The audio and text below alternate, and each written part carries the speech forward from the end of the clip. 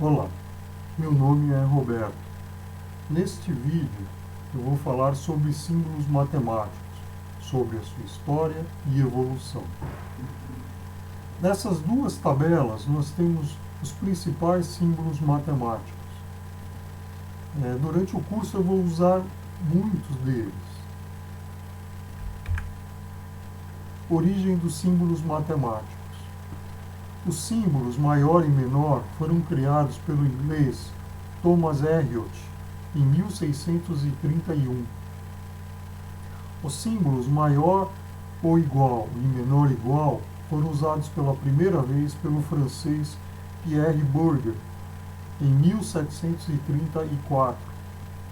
O inglês Robert Record criou o símbolo igual a em 1540.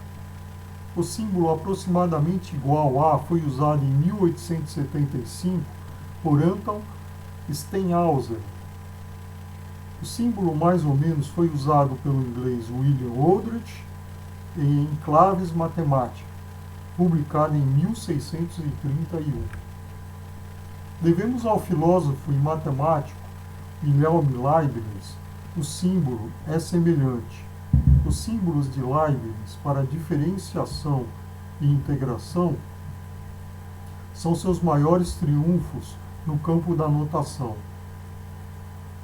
Leibniz, na verdade, foi um dos maiores formadores de notação, inferior apenas a Euler nesse ponto.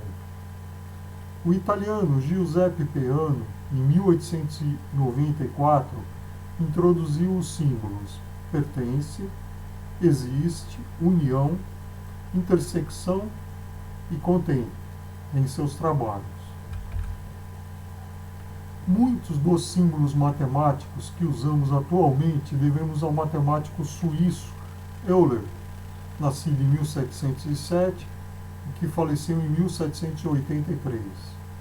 Euler ocupou-se de quase todos os ramos da matemática pura e aplicada, sendo o maior responsável pela linguagem e notações que usamos hoje.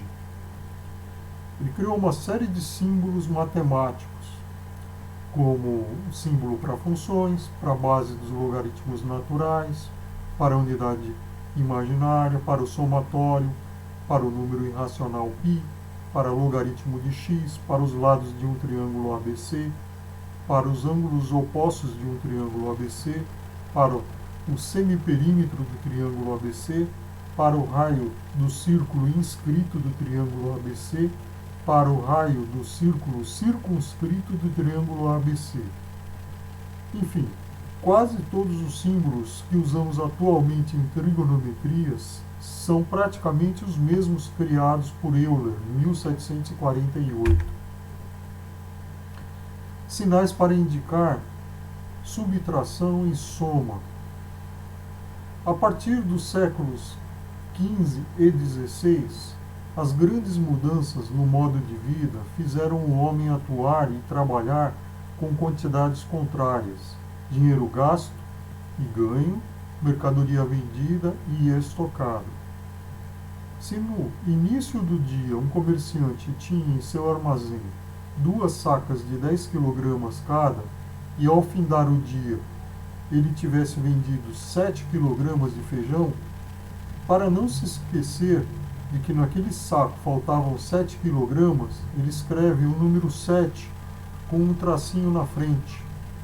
Mas se ele resolvesse despejar no outro saco os 3 kg que restavam, escrevia o número 3 com 2 tracinhos na frente, para se lembrar que naquele saco havia 3 kg a mais de feijão do que a quantidade inicial.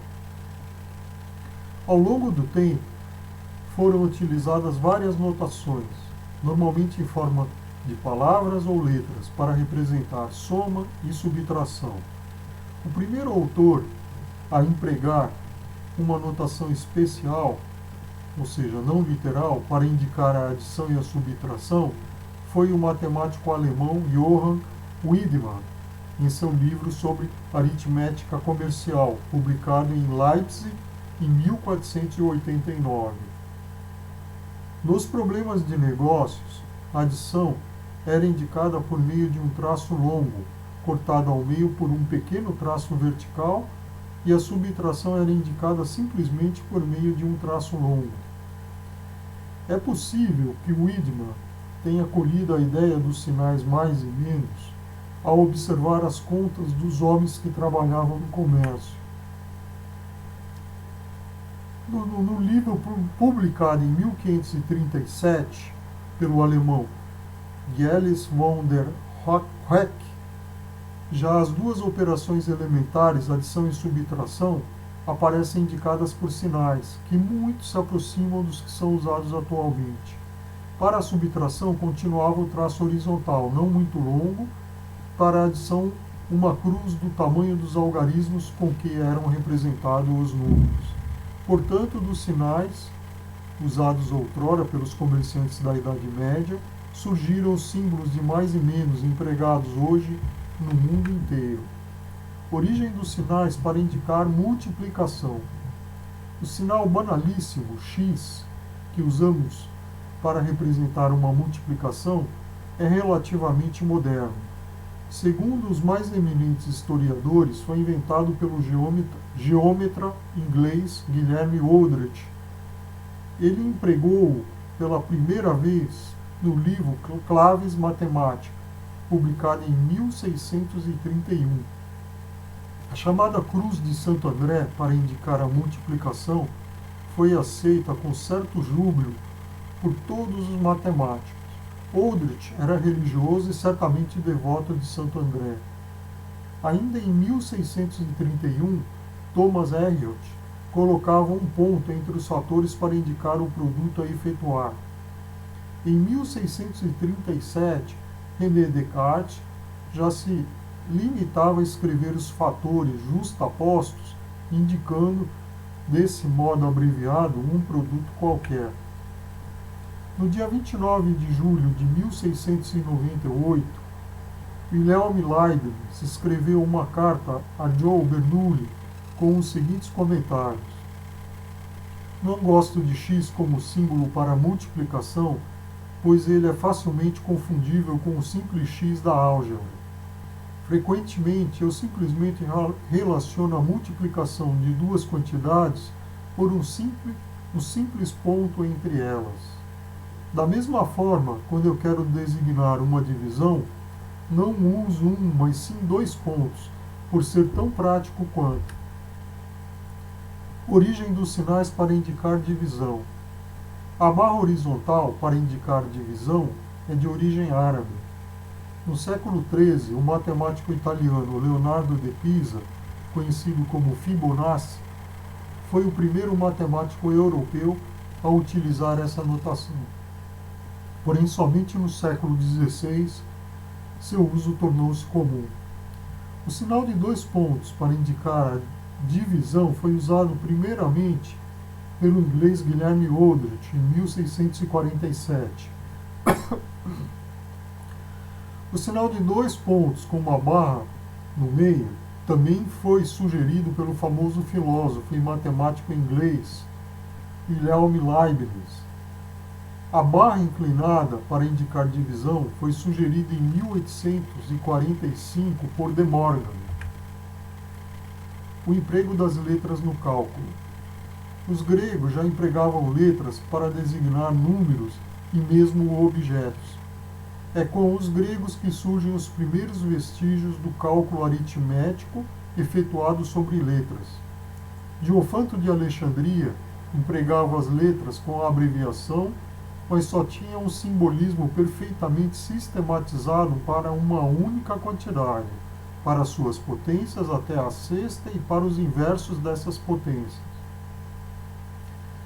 Em geral, os gregos representavam as quantidades por linhas, determinadas por uma ou duas letras, e raciocinavam como em geometria. Os cálculos sobre letras são mais numerosos nos autores hindus do que nos gregos. Os árabes do Oriente empregavam símbolos algébricos a partir da publicação de Al-Khwarizmi no século IX, e os árabes do Ocidente a partir do século XII. No século XV, Al-Qasadi introduz novos símbolos, A álgebra moderna só adquire caráter próprio, independente da aritmética, a partir de Viette, que sistematicamente substitui a álgebra numérica pela álgebra dos símbolos.